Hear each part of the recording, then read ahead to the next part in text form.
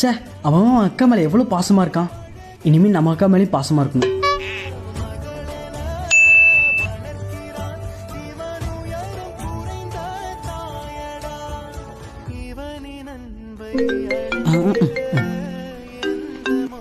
என்னடா?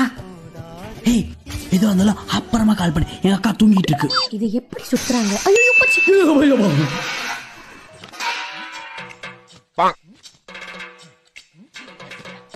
சாரி. சனிய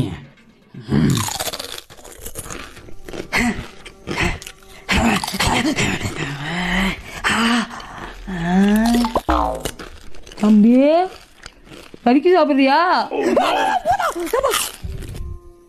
சனியன நிம்மதியா தூங்க விடுற. முதல்ல தூரப்பா. அம்மா, சோறு ஆயிடுச்சா இல்லையாம்மா? சோத்து முட்டையா இருக்கிறா.